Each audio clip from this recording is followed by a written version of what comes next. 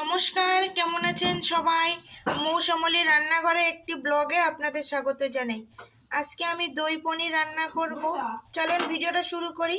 ভিডিওটা যদি ভালো লাগে অবশ্যই আমার চ্যানেলটাকে সাবস্ক্রাইব করে দিবেন। এখানে আমি 500 গ্রাম পনির নিয়েছি। এখন এর মধ্যে আমি নুন হাফ চামচ, সামান্য পরিমাণে হলুদ গুঁড়ো আর সামান্য পরিমাণে কাশ্মীরি লঙ্কার গুঁড়ো আর একটু তেল দিয়ে নেব। দিয়ে আমি ভালো করে পনিরটাকে মেখে নেব।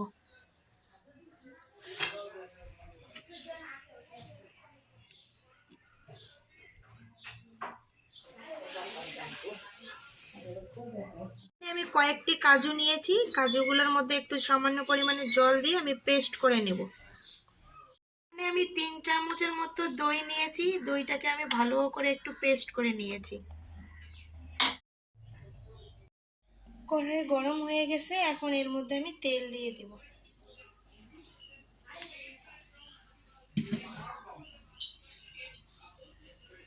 আমি পনিরগুলো ভেজে নেব।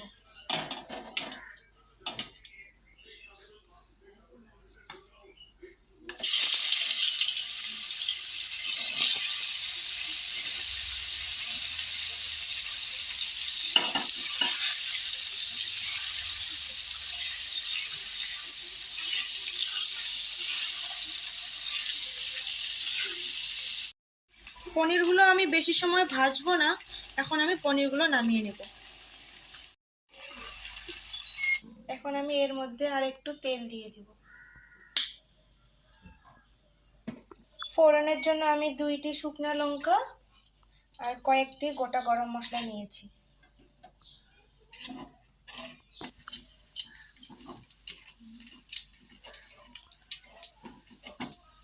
এর মধ্যে আমি 1 চামচ কাঁচা লঙ্কা বাটা,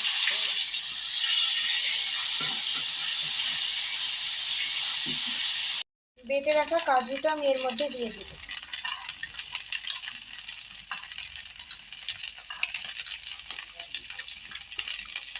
এর মধ্যে আমি দইটাও দিয়ে দিব।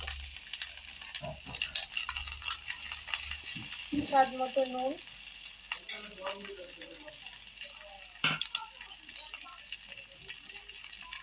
1 চামচ জিরে গুঁড়ো, হাফ চামচ ধনে গুঁড়ো আর 1 চামচ কাঁচা লঙ্কার গুঁড়ো আর 1 চামচ হলুদ গুঁড়ো আর সামান্য পরিমাণে জল দিয়ে দিব। আমি এখন মশলাটাকে আমি ভালো করে কষে নেব।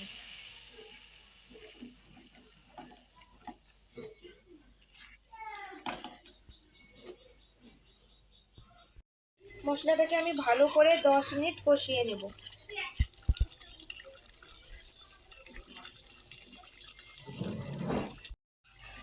মশলার থেকে তেল ছেড়ে দিয়েছে, এখন আমি এর মধ্যে পনিরগুলো দিয়ে দিব।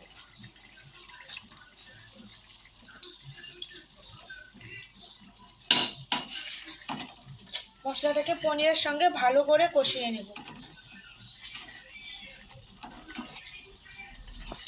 2-3 মিনিট কষিয়ে নেব।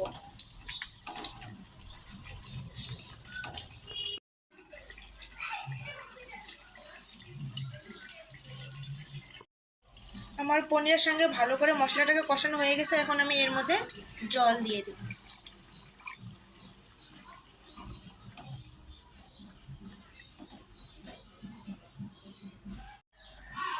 জল দেওয়ার পর আমি পনিরটাকে 5 মিনিট রান্না করে নিয়েছি। এখন পনিরটা হয়ে গেছে, এর মধ্যে আমি গরম মশলা দিয়ে নামিয়ে নেব।